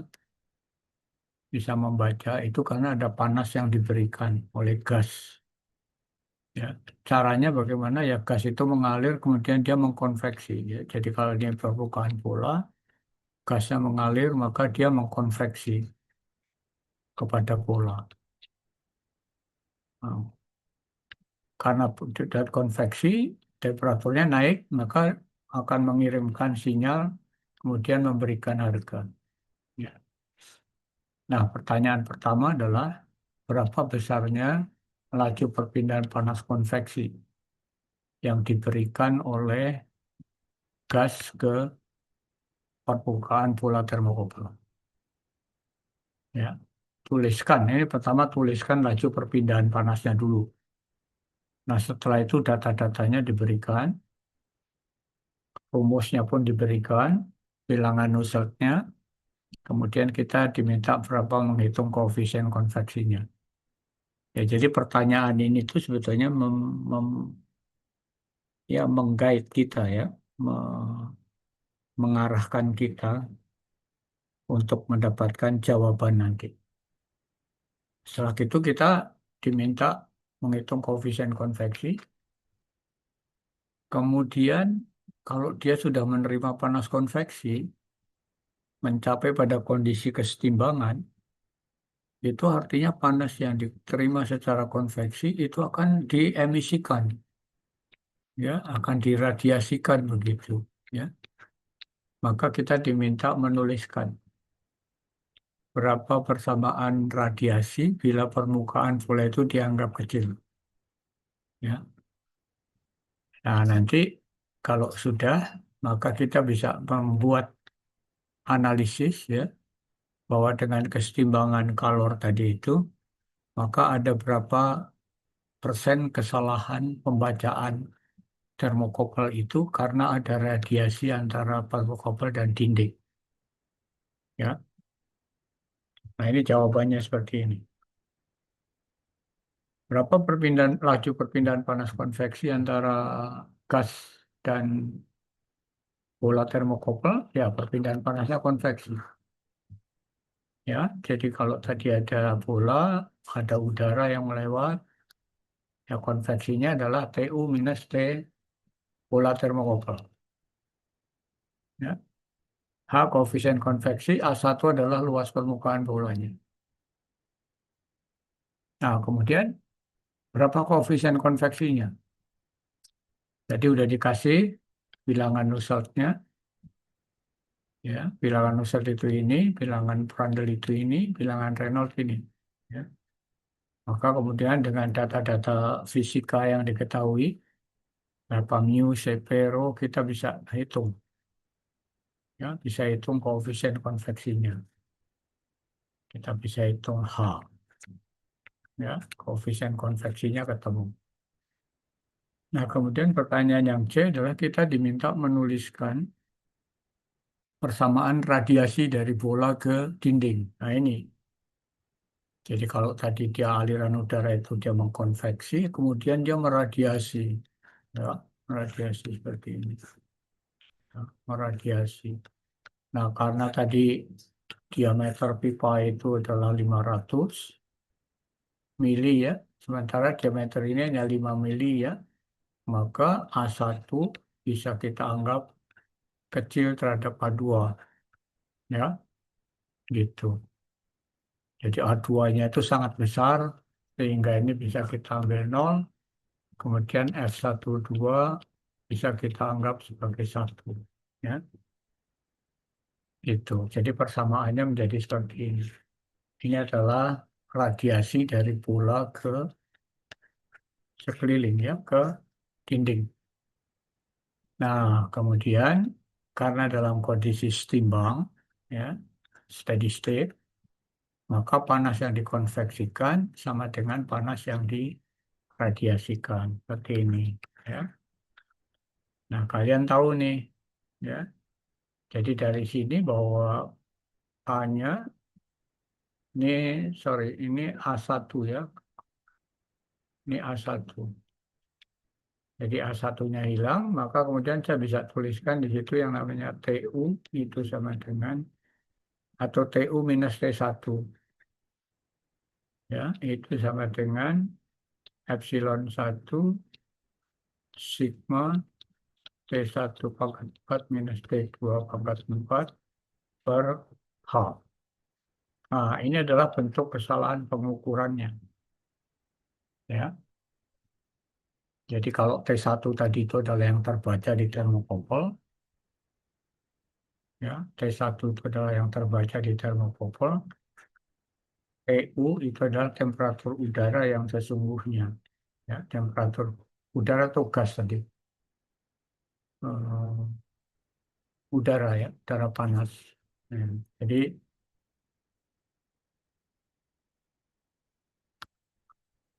inilah kesalahan pengukuran, ya, kesalahan pengukurannya. Jadi besar kecilnya kesalahan pengukuran satu tergantung pada delta T. Jadi kalau kita mengukur temperatur laluan ya, kemudian pipa di sini itu berhubungan dengan udara dingin ya, maka kemungkinan kesalahannya besar. Maka sebaiknya daerah pengukuran itu daerah di mana yang terisolir ya. Ini sehingga T2-nya itu mendekati temperatur udaranya gitu. Kemudian aliran ya. Jadi harus koefisien konveksinya tinggi. Kalau ini ya tinggi, kesalahannya kecil. Makanya biasanya kalau kita mengukur itu diletakkan alat ukurnya itu pada daerah-daerah di mana kecepatannya itu tinggi ya untuk mengurangi kesalahan pengukuran. Ya. Nah, jadi ini contoh ya, contoh bahwa kalau kita melakukan pengukuran atau apapun itu radiasi bisa bermain begitu. Ya. Nah, pertanyaannya kan kemudian bagaimana solusinya untuk mengatasi itu? Ya. Jadi bagaimana mengatasi itu? Ya pertama tadi itu T2 itu kalau bisa harus tinggi. Jadi daerah sini itu daerah yang diisolasi pipanya ya. Konveksinya harus tinggi. Atau kalau misalkan mengisolasi itu ternyata memberikan nilai ekonomi yang tinggi ya, maka kemudian termokopelnya itu bisa kita buat selongsong. Ya, kita buat selongsong seperti ini ya. Ah, karena selongsong ini kan tidak terdinginkan oleh udara luar ya, sehingga suhu selongsong itu mendekati suhu udara atau suhu gas ini ya, suhu udara panas tadi itu. Jadi kalau T2-nya itu mendekati T1 ini nol. Ya, kalau ini 0, maka TU sama dengan T1. Jadi temperatur udara yang lewat itu sama dengan temperatur yang dibaca oleh termokokal. Ya. Nah, jadi ini ada istilah yang namanya perisai radiasi. Jadi untuk mengatasi besarnya radiasi yang hilang, ya, atau mencegah radiasi. Jadi kalau seperti kita ya sedang jalan begitu, ada radiasi elektromagnetik, maka untuk mengatasi radiasi kita berpayung. Nah, ini namanya shield radiation. Ya. Jadi radiasi itu bisa kita kurangi dengan memasang perisai radiasi. Ya. Nah ini, jadi kita bicara perisai radiasi. Ya, kalau tadi misalkan radiasi antara dua pelat paralel, maka kita sudah dapatkan berapa pi netonya. Ya. Atau kalau misalkan F12-nya kita anggap 1, ya, maka bisa kita tulis seperti ini. Ya. Tapi pakai yang ini saja. Ya. Nah, bagaimana mengurangi radiasi yang datang? Maka kita kasih perisai di sini. Ya, kita kasih perisai. Jadi seperti tadi kalau kita kepanasan, ya, kita berpayung. Nah, gitu. Jadi radiasinya itu ada shield gitu. Gitu. Terus bagaimana kita menentukan tahanan kalornya? Ya, tahanan kalornya. Kalau tanpa perisai, tahanan kalornya ada 3 suku. Ini, dan ini. Ya. Kalau kita memasukkan satu perisai, kalau perisainya itu bukan benda hitam, ya, otomatis harus bukan benda hitam. Kalau benda hitam mah nggak ada gunanya. Ya. Maka pasti nambah lagi. Ya, karena kalau bukan benda hitam nanti dimodelkan di permukaan sini ada tahanan, di permukaan sini ada tahanan lagi. Ya. Nah, kemudian kita analogikan dengan listrik. Ya. Jadi kalau di sini kita beri pelat, kalau kemudian permukaannya itu mempunyai emisivitas yang berbeda, yang menghadap benda satu emisivitasnya epsilon 31, yang menghadap benda dua epsilon 32 ya, maka kemudian kita harus modelkan, tetap kita gunakan analogi listrik ya. Jadi benda satu kita modelkan sebagai benda hitam, tetapi ada tahanan muncul di permukaan C1.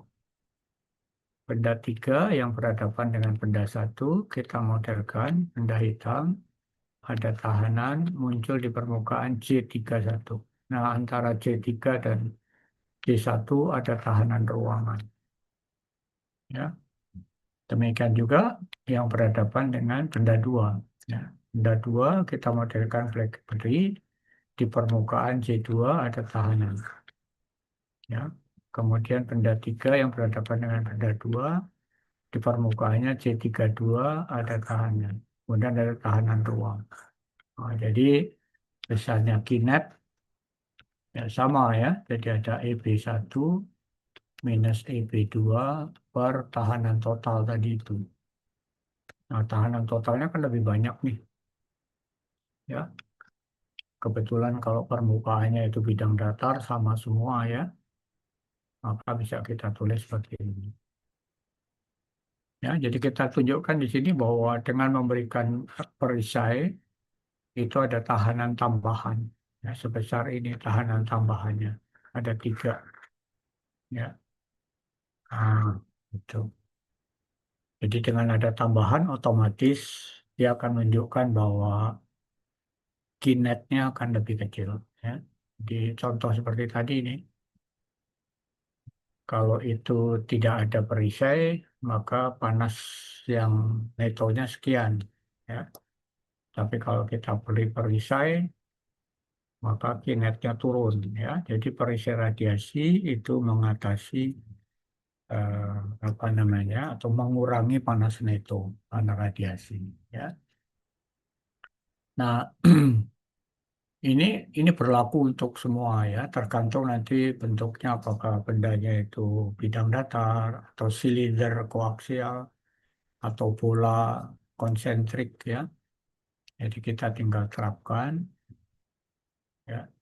Kalau misalkan silinder ya seperti ini, kalau diberi perisai ya seperti ini sama. Jadi cara memodelkannya kalian harus selalu membuat analogi listrik seperti itu. Ya. Ya ini ada contoh tadi yang pakai radiation shield ya. Jadi kalau misalkan tangki berbentuk pola, tangki ya. Jadi tangkinya cryogenik gitu. Jadi ini tangki itu, ya ini biasanya untuk nyimpen mungkin cairan bawah dingin ya. Ya bisa LNG ya. Jadi dibawa di tangki bentuknya bola seperti ini. Ya. Kemudian diameternya adalah 40. Nah, ini tangki cryogeniknya itu D1. Ini cairan cryogenik di dalam. Ya. Temperaturnya 100 Kelvin. Ini T1 100 Kelvin. Jadi negatif dia ya. Negatif atau minus 173. Kemudian ditempatkan di dalam kontainer. Nah, kontainernya itu seperti ini. Jadi ini sebetulnya usaha untuk mengurangi radiasi langsung. Ya, jadi kalau di tangki-tangki misalkan kalian ke kilang-kilang ya di perusahaan gas itu kalau yang disimpan LNG begitu maka bentuknya spherical tank seperti ini. Diameternya itu D2. Ya kita anggap mungkin sangat tipis ya. Jadi kita nggak perlu bicara ketebalan masing-masing tangki. Kemudian dipertahankan suhunya 300 Kelvin. Nah, yang ini kita pertahankan T2-nya itu 300 Kelvin. Caranya gimana? Ada sprinkler ya yang nyemprot air tuh. Jadi kalau pas terik matahari itu sprinklernya jalan, sos ya, seperti hujan gitu. Itu untuk mengurangi apa? Mengurangi ini penguapan dari cryogeniknya itu ya atau LNG yang sudah cair tadi ya. Nah, masing-masing mempunyai emisivitas nih. Benda satu emisivitasnya sekian ya. Benda dua emisivitasnya sekian. Kemudian untuk mengurangi itu dipasang perisai di sini. Gitu. Pasang perisai ya. Itu. Jadi diameternya 50. Kemudian masing-masing permukaan itu yang menghadap ke arah benda satu, ke arah benda dua itu 0,05. Ya. Nah, tunjukkan laju kehilangan dari sistem secara radiasi, kemudian tentukan laju penguapan cairan kriogenik bila panas pencairannya itu sama dengan 2,1 kali 10,5. Sebenarnya kalian bisa membandingkan ya antara tanpa tanpa perisai dan dengan perisai. Ya, jadi mungkin saya berikan contoh yang tanpa perisai dan dengan perisai untuk penyimpan itu ya sebentar. Hmm.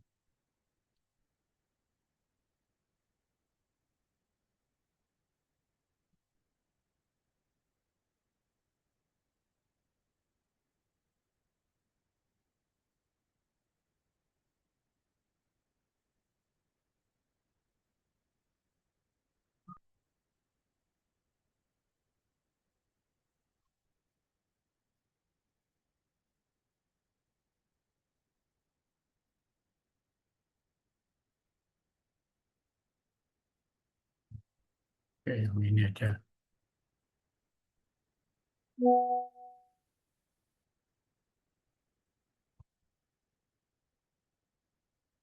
Nah, ini lebih lebih clear ya. Oke, kelihatan ya. Ya ini yang tadi itu ya. Jadi ada tangki, kemudian awalnya tidak pakai perisai, kemudian diberi perisai ya seperti ini.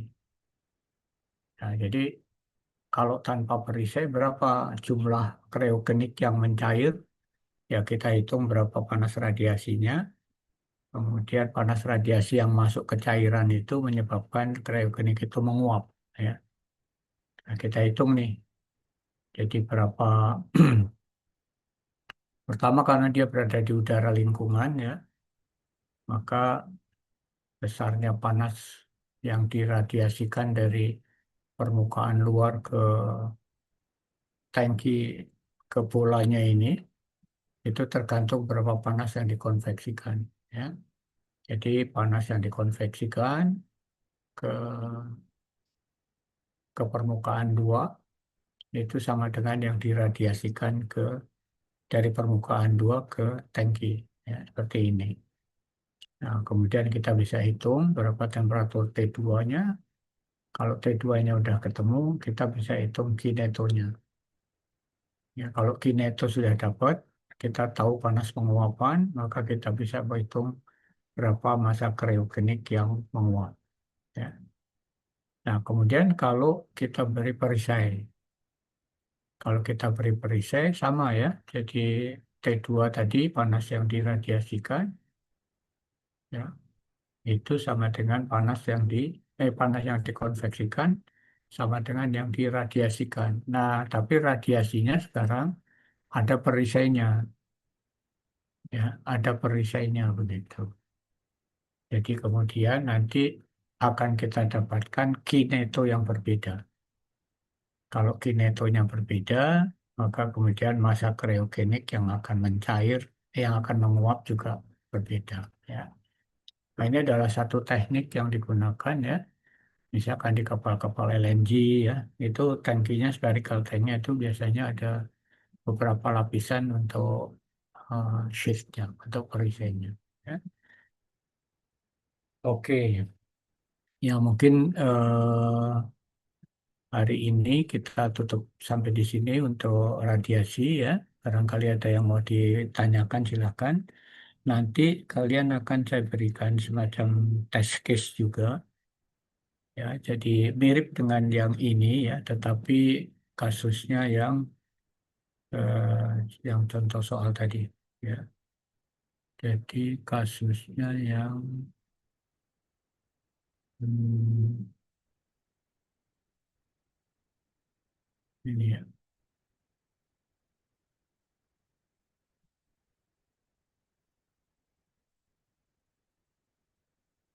Ya, jadi nanti kalian akan saya beri studi kasus ya, konteksnya yang ini. Ya, konteksnya yang ini ya. Ini kayaknya kita harus tutup dulu deh.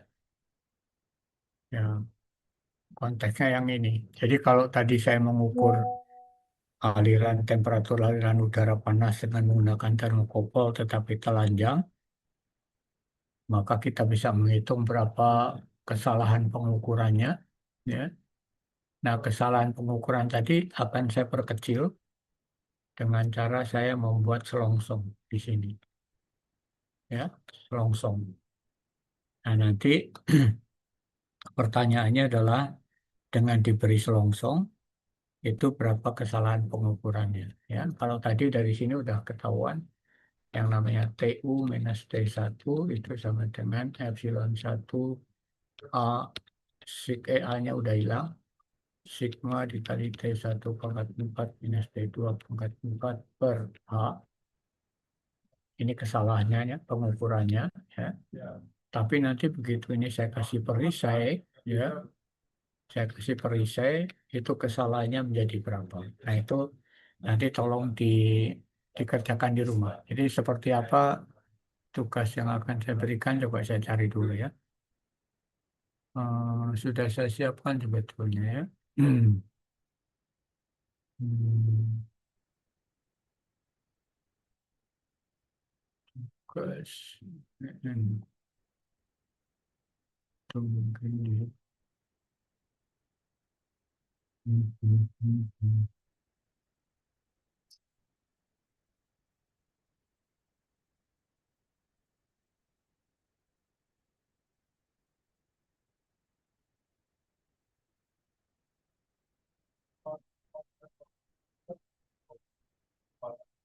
Oke.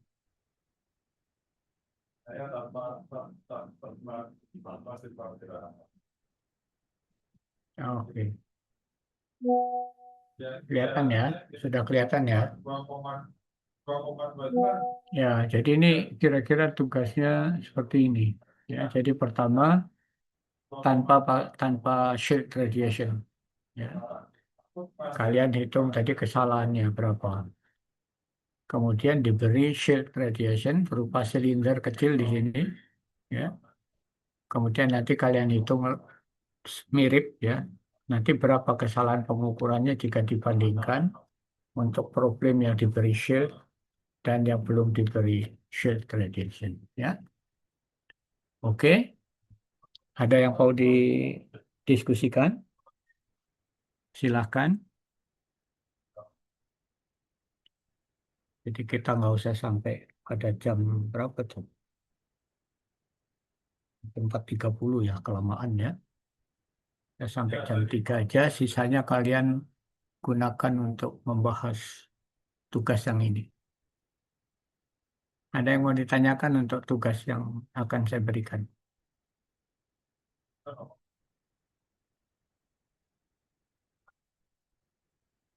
Halo? Silahkan kalau ada yang mau ditanyakan. Suara saya masih terdengar ya? Masih terdengar, Pak.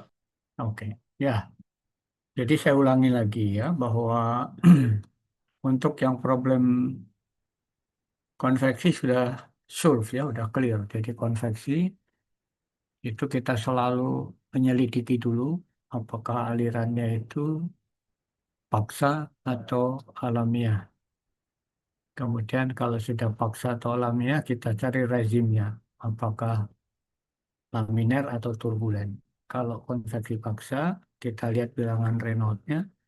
Kalau konveksi alamiah, kita lihat bilangan Rayleigh-nya. Jadi Grashof dikali tandang. Setelah itu kita tentukan persamaan yang digunakan untuk menentukan koefisien konveksinya. Ya.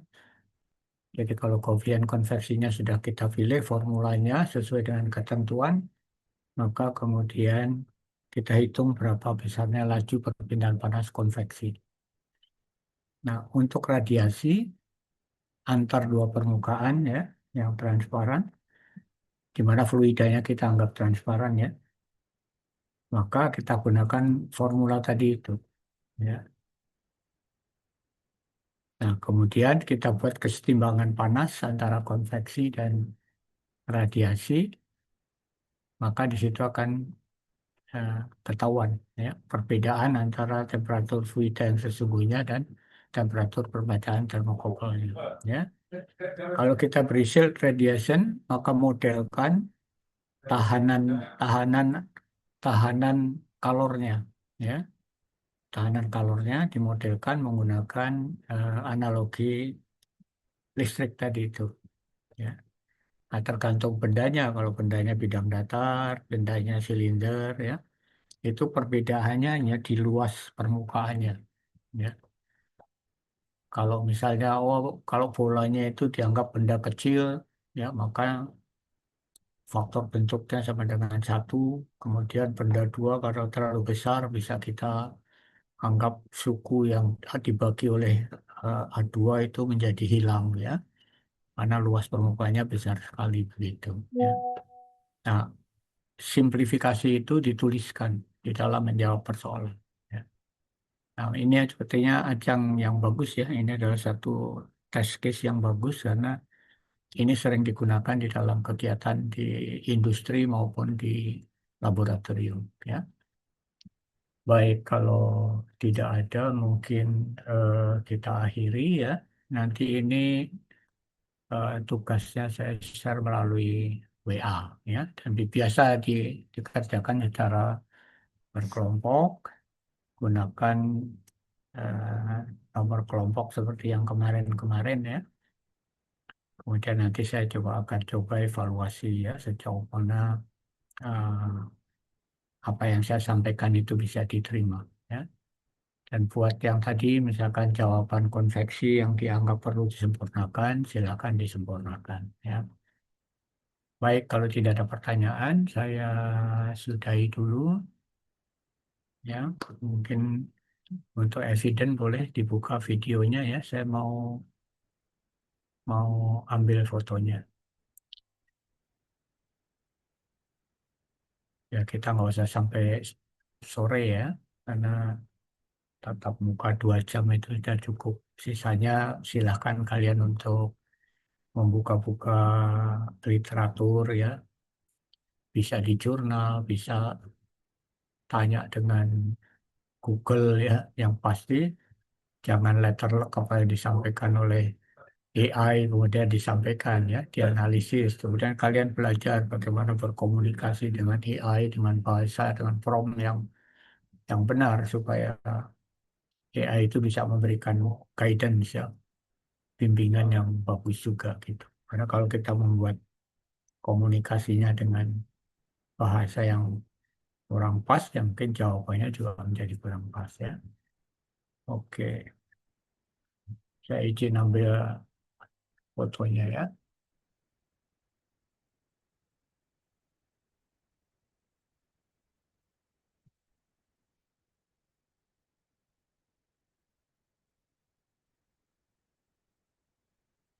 Hmm,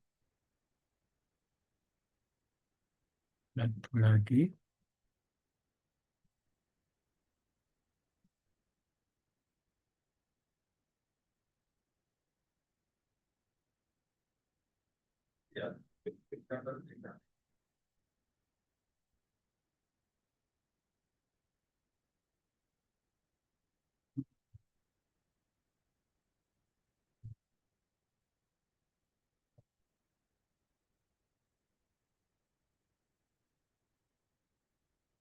Oke, ya, mungkin sampai di sini dulu. Terima kasih waktunya, ya.